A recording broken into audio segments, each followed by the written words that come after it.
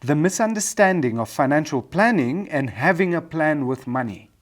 Question: what is the difference between having a financial plan and having a game plan with your money?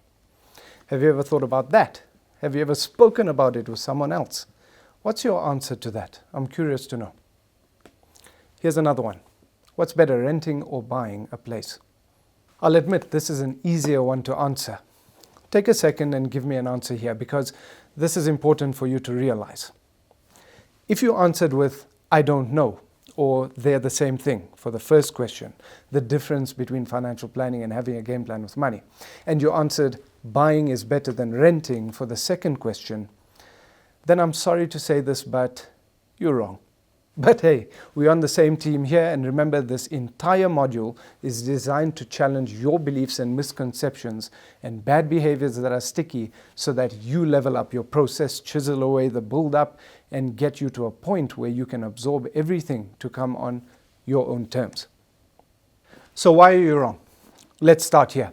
Everything you do with money in life must serve you completely. So that means if you're buying a property financially, mathematically today, and in the future from an investment perspective, your position financially must be better.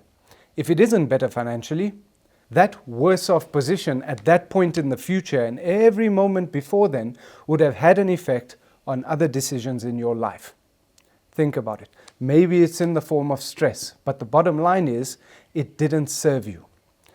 Now, when you do that math, whether to buy a property to live in or rent a similar property, it's actually either way. Sometimes renting is better than buying, and the calculation considers all sorts of factors. You can check it on a video I made on the channel. Now, most people face the decision to buy or rent at some point in their life, and getting it right is directly related to the assessment of the situation, considering the factors at play and making a calculated decision before you even start the process of buying. Simply because the goal, the objective, is to find a place to live in for a certain period of time in your life.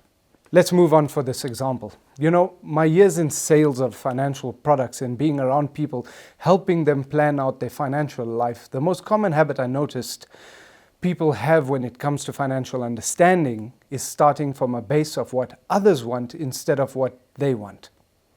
When entering the working world, the most common spending goes immediately to shopping and restaurants, and it usually happens in the first week of payday.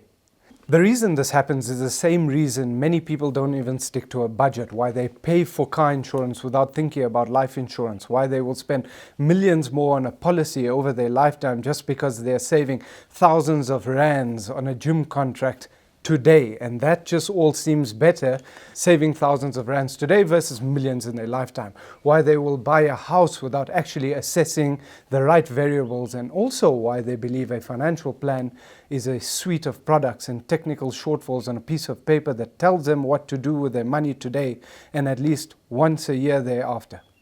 The difference between a financial plan and a game plan with money is your ability to participate in your journey enough to make financial decisions that serve you every step of the way. Knowing possible effects of your decisions and taking full responsibility for your life and the milestones you have set for yourself. Having a game plan with money means that you're on top of your spending, your wealth is increasing according to your expectation.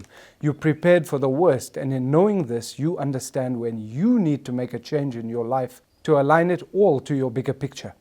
Having a game plan with money is a byproduct of accumulating good habits, a learning mindset, and a series of skills formed on your own terms, and it starts with knowing yourself.